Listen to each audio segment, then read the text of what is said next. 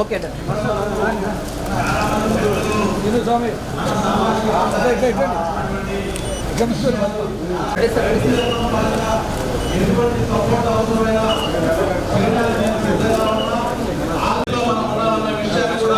గుర్తించి ఒక ప్రత్యేకమైనటువంటి వెబ్సైట్ ని మన సామాజిక వర్గం కోసం రూపొందించి వేదికని ఆనందించాల్సిందిగా కోరుతా ఉన్నాం.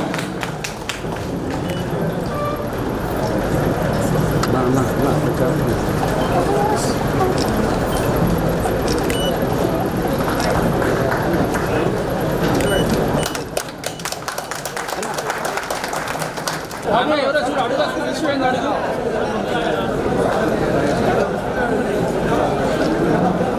అన్నా కొద్దిగా స్ప్రెడ్ డౌన్ అన్నా సార్ కొద్దిగా స్ప్రెడ్ డౌన్ అన్నా సార్ కొద్దిగా జరగండి సార్ సార్ ఎనికి రండి sir ready sir ready sir sir sir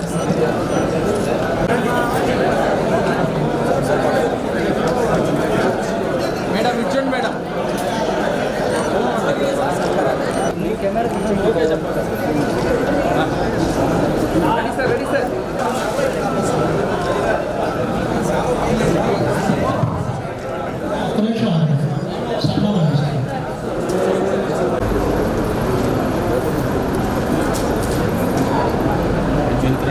sir ఎనికి రండి సార్ కొంచెం ఎనికి రండి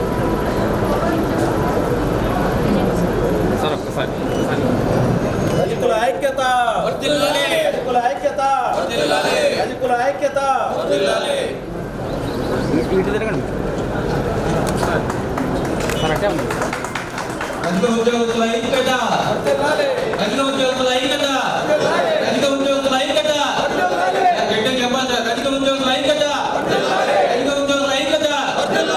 ఈరోజు ఇంతమంది ఉద్యోగస్తులు ఇక్కడికి ఈ మీటింగ్ కి హాజరయ్యారంటే మనమే అర్థం చేసుకోవాల్సిన అవసరం ఉంది. నేను దాంట్లో మీరు అందరూ భాగస్వామి కావడం, మీ వెనకాల మేము ఉన్నటువంటి ఒక నమ్మకాన్ని మాకు కలిగించినందుకు తెలంగాణ రాష్ట్ర రజకుల తరఫున కూడా మీతో పాటు మాలాంటి తెలంగాణ మిగతా 1984లో అదే కేంద్రంలో ఉన్నటువంటి హోంశాఖ మంత్రి పివి నరసింహారావు గారి అలాగే ఇందిరాగాంధీ ప్రధాన హోదాలో ఉన్నప్పటికీ ఒక సర్క్యులర్ జారీ చేయడం జరిగింది. ఈరోజు ఈ సమావేశం నిజంగా చాలా ఆనందకరంగా ఉంది. అందరూ తమ తమ సమస్యల కోసం ఐకమత్యంగా కూడి వారి గలం విప్పే ప్రయత్నం చేస్తున్నారు. నిజంగా సంతోషం.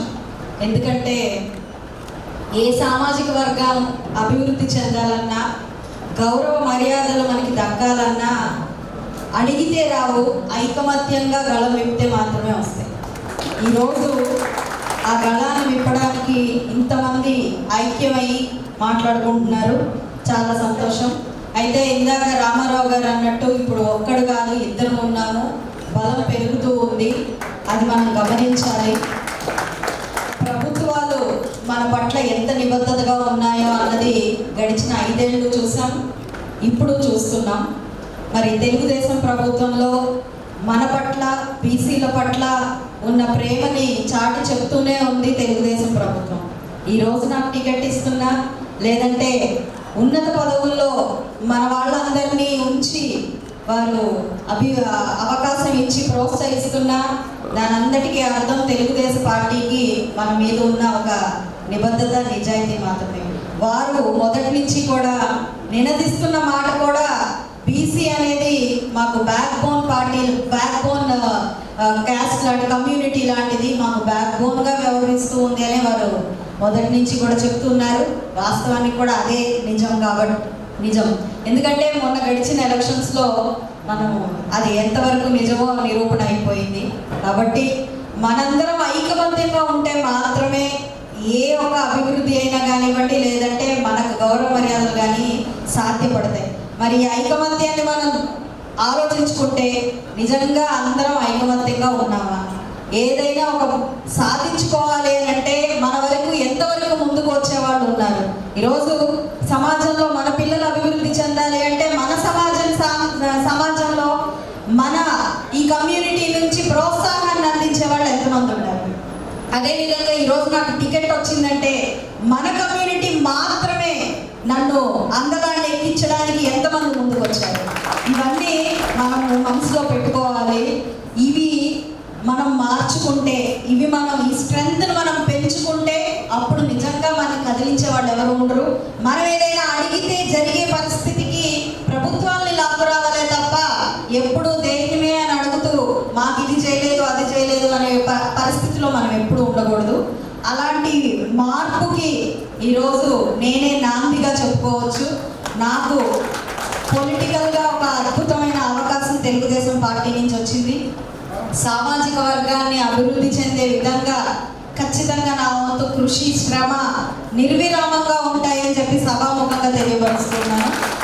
అయితే వీటికి కావాల్సిన విధి విధానాలు ఏం కావాలి, ఏం సమకూర్చాలి, ఎలా ముందుకు వెళ్ళాలి అన్నది మాత్రం మీరందరూ కూర్చుని సమైక్యంగా ఎవరి అభిప్రాయాలు వారు సానుకూలంగా తెలియపరిస్తే ఖచ్చితంగా వాటిని ముందుకు తీసుకెళ్లే ప్రయత్నం చేద్దాము. ఇది ఎంత దూరమైనా తీసుకెళ్ళడానికి నేను రామారావు గారు సంసిద్ధంగా ఉన్నామని కూడా తెలియపరుస్తూ, ఒక చాకలి ఐలమ్మగా నేను గర్వపడుతూ మరొకసారి అన్నదమ్ములందరినీ రాష్ట్ర వ్యాప్తంగా ఎక్కడెక్కడి నుంచో మారుమూల ప్రదేశాల నుంచి కూడా ఈరోజు ఈ కార్యక్రమానికి విచ్చేసిన నా సోదరీమణులందరికీ కూడా మరొకసారి ప్రత్యేకమైన కృతజ్ఞతలు. భోజనానంతరం మీరు కూర్చుని దూరం నుంచి వచ్చారు కాబట్టి ఒకటేసారి మీ అభిప్రాయాల్ని సేకరించి నా దాకా తీసుకొస్తే ఖచ్చితంగా మేము ప్రభుత్వాల దాకా తీసుకెళ్తాము. హైకమాండ్ మేము చెప్తాము, రావాల్సిన మార్పుల పట్ల ప్రయత్నాలు చేద్దాము, చట్టాలను రూపొందిద్దాము. ఇప్పటికే ఎన్నో రకాలైన హామీలు మనకి ఇచ్చినవి కూడా ఖచ్చితంగా దగ్గరుండి నెరవేర్చుకుందామని చెప్తూ మరొకసారి ఇది ఆర్గనైజింగ్ టీం వాళ్ళందరికీ రాము గారికి ప్రత్యేకమైన కృతజ్ఞతలు చెప్తూ సెలవు తీసుకుంటాం.